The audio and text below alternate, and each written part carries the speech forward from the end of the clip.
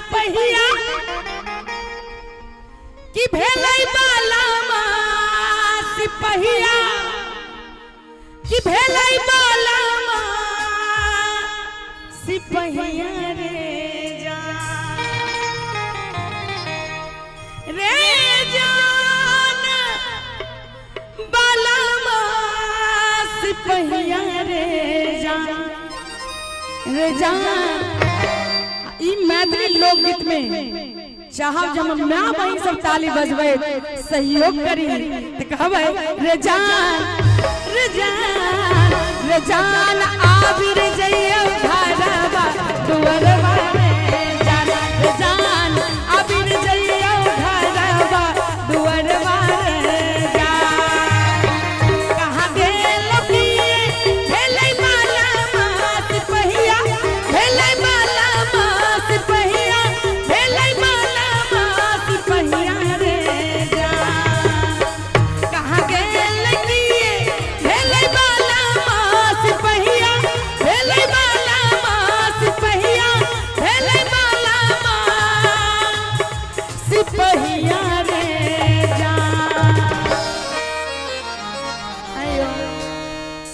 जिनकर बलम जी सिपहिया है दिन से न आ जिनकर बलम जी दोसर कोनो काज करथिन जेना सन्नी जी गीतकार छथिन जना अहीं के बलम जी ढोलकिया छथिन तो कहबे कि कहाँ गेल लइकिए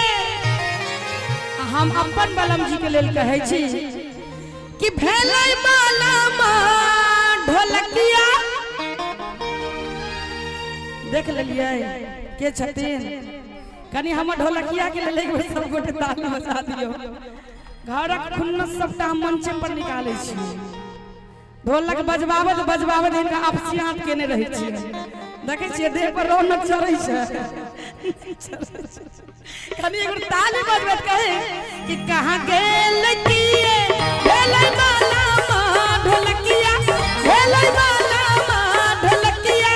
भेलै बालामा ढोलकिया रे जान आबिर जइयो घरवा दुअरवा रे जान आबिर जइयो घरवा दुअरवा रे